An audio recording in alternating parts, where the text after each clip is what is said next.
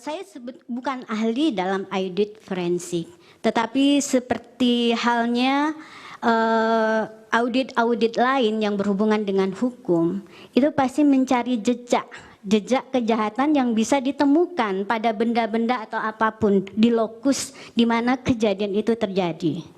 Dan biasanya nanti ada prosedurnya.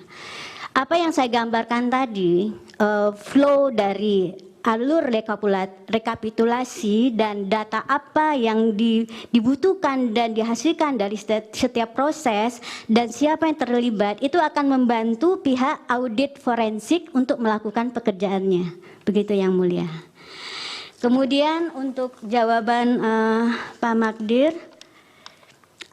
mengenai apakah Sirekap dapat dikecualikan untuk diketahui oleh publik. Saya terbiasa mengembangkan suatu sistem informasi dan saya biasa membimbing mahasiswa juga bahwa sesuatu proses yang sudah terbuka untuk umum itu bisa kita modelkan. Seperti saya tadi menggambarkan tahapan rekapitulasi dalam sebuah model. Model itu enggak harus persis sama, tapi memuat hal-hal yang signifikan. Karena kepentingannya adalah kita untuk memahami siapa yang akan memerlukan sistem tersebut. Dan layanan apa yang akan diberikan oleh sistem terhadap setiap pelaku di dalam setiap tahapan itu, dan dokumen apa yang berkaitan dengan mereka. Jadi, kalau dokumen hasil analisis menurut saya itu terbuka. Sebetulnya kalau kita mau bahwa itu harus dijaga, itu adalah kalau memang ada katanya paten. Paten ini adalah paten lebih terhadap pembacaan mungkin ya yang di Sirekap Mobile, bahwa dari hasil foto C1 itu nanti KPPS bisa foto, kemudian software akan melakukan komputasi sehingga angka-angka yang ada itu bisa dikonversi ke data numerik, karena itu kan udah ada kotaknya. Nah, itu akan dikonversi dengan tepat. Nah, karena dia sudah ada paten, saya yakin itu nggak ada problem di sana. Jadi makanya saya menduga ini ada apa? Apa ada yang mensabotase seperti tadi. Pintu pesawat sudah didesain, ada pasti pintunya, dibuat oleh daun pintunya oleh desainer. Tapi kenapa ketika di hari H hilang? Seatbelt juga hilang. Nah, itu yang terjadi Yang Mulia. Jadi yang bisa dijaga itu adalah yang boleh disembunyikan paten, tapi paten itu kan jelas apa yang dilakukan dan dia sudah teruji. Jadi menurut saya software Sirekap Mobile harusnya bisa menghasilkan data yang benar. Dan lalu kenapa bermasalah? Nah, itu kembali lagi pada persoalan tadi, modus manipulasi suara secara masif tadi. Untuk bisa membawa ke sana, maka dilakukan, dugaan saya, dilakukan hal-hal tertentu sehingga bisa diedit oleh KPU Kabupaten Kota, kemudian bisa menutupi bahwa ini sudah terjadi memang perubahan, padahal harusnya itu nggak terjadi. Kalau softwarenya sesuai dengan desain awal. Kemudian alat untuk menutupi hasil. Sebetulnya tadi saya sangat percaya sama teman-teman saya di ITB, karena kami kakak kelas, adik kelas, kemampuan mereka pasti teruji, dan Prof. Iping Supriyatna itu adalah pembimbing saya S1 sampai dengan S3. Beliau sangat ahli di bidang itu, punya paten untuk digital, saya lupa nama panjang, tapi bisa membaca tulisan tangan di sini, di scan sampai hasilnya karakternya muncul sesuai.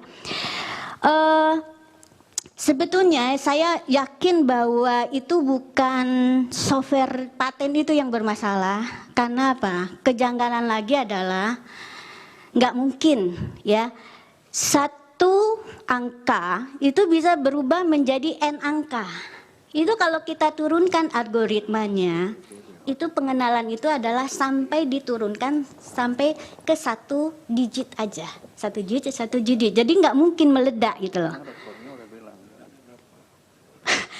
Nah, satu lagi ya, bahwa terjadi edit yang menurut saya ini seperti apa ya, itu tadi ada pegawai bank seenaknya mengubah-ubah data transaksi dari nasabah, padahal itu nggak boleh.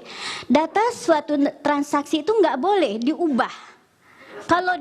Kalaupun harus dibenarkan, lihat dia harus dientrikan lewat transaksi baru. Kalau terjadi kesalahan. Kalau ini yang saya lihat adalah seperti ditimpa. Nggak ada penjelasan dokumen berita acara dan sebagainya. Jadi kalau menutupi, jadi saya yakin desain teman saya benar. Cuman apakah Sirekap sekarang untuk menutupi, ya konsekuensinya seperti itu ternyata. Saya sudah prediksi bahwa suatu saat informasi Sirekap pasti ditutup. Itu sebelum ditutup. Bahkan mungkin diklaim seperti CCTV disembunyikan oleh Pak Sambo, lalu lokus KM59 dimusnahkan, bisa terjadi itu. Yang lain saja Ibu. Ya. Sudah habis. Terus yang pertanyaan dari Pak Ketua KPU, mohon maaf, saya memang tidak membuat persis sama. Tadi C1 tahu itu salah, C hasil gitu ya. C hasil, D hasil PPK, D hasil kabupaten kota itu memang ada ya. Untuk yang terakhir ada rekapitulasi nasional namanya formulir D. Kemudian SK KPU 224 ini saya agak lupa Pak. 360. Banyak banget. 360 tentang? Apa itu didasarkan Sirekap ataukah? Oh ya, saya tadi dapat pencerahan bahwa Sirekap itu di aturannya memang sudah dijadikan sebagai alat bantu untuk publikasi hasil dan juga rekapitulasi nasional.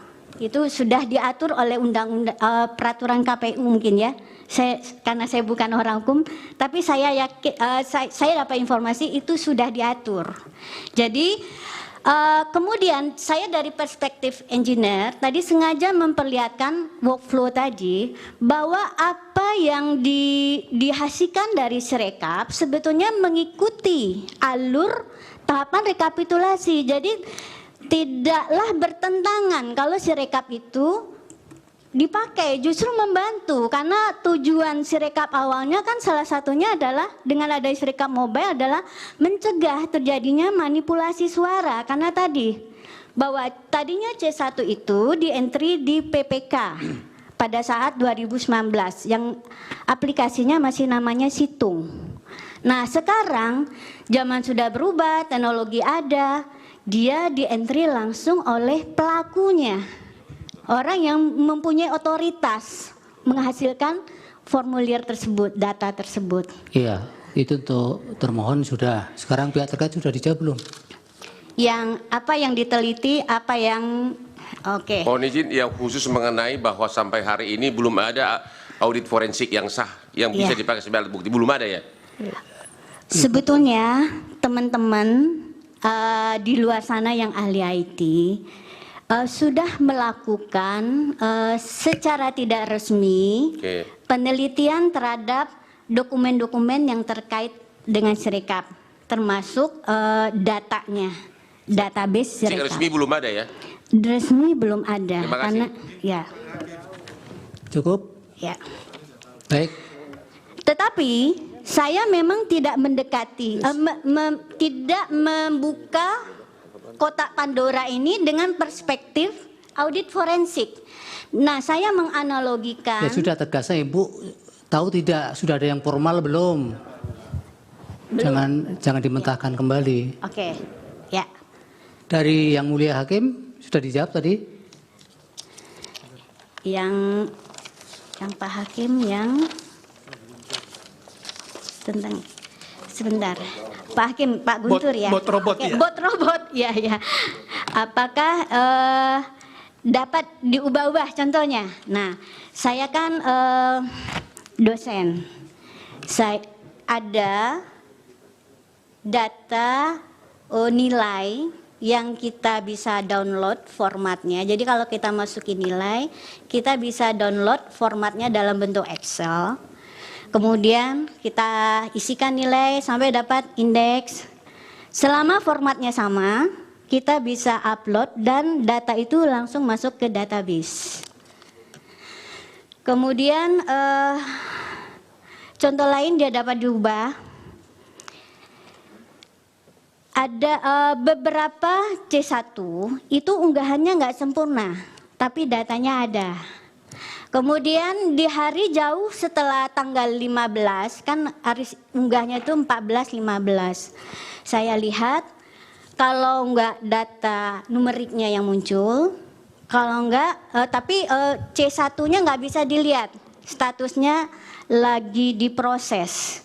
Nah sebaliknya, kalau C1-nya bisa dilihat dokumennya, data numeriknya nggak muncul. Saya nggak mengerti kenapa itu tidak bisa sepasang munculnya.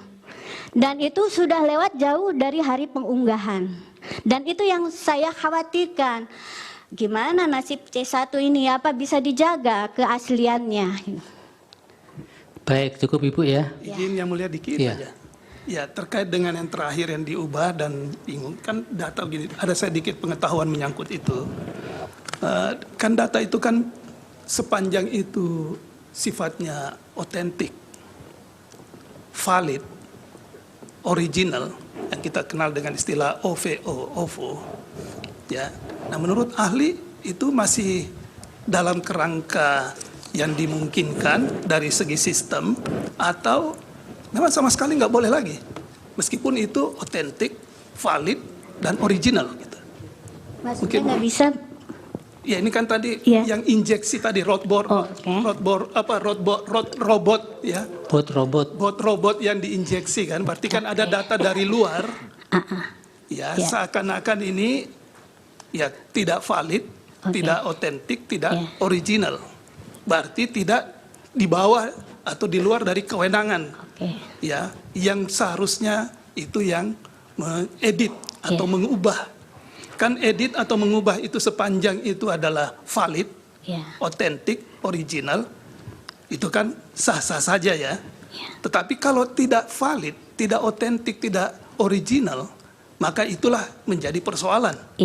Nah, menurut ahli, yang tadi yang ahli jelaskan itu, apakah masih dalam kerangka, ya, kan tadi flowchart ya, flow arus itu kerjanya tadi, workflow ya, yang tadi yang Ibu jelaskan tadi itu kan ada kemungkinan itu dilakukan penyesuaian.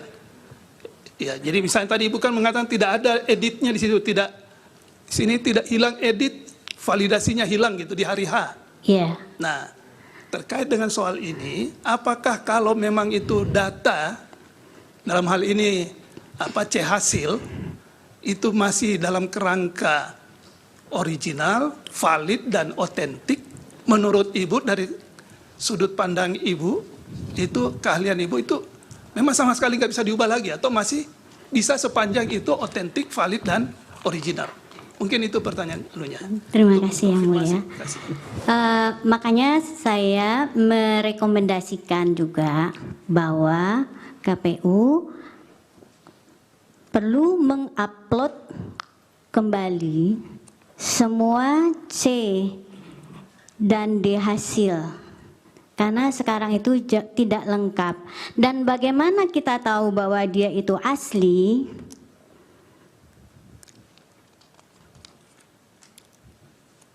Selama dia ada metadatanya, metadata itu adalah info tentang data yang diberikan oleh sistem. Misalkan kapan dia di-upload, di mana lokasinya dan sebagainya. Dari perangkat apa dia di-upload. Kalau kalau metadatanya ada, itu akan semakin memudahkan nanti audit forensiknya. Kemudian apa ya tadi saya mau. Sudah cukup Ibu. Oke. Tadi sudah cukup, sudah. Pak Hakim juga sudah. Ya, terima kasih. Baik.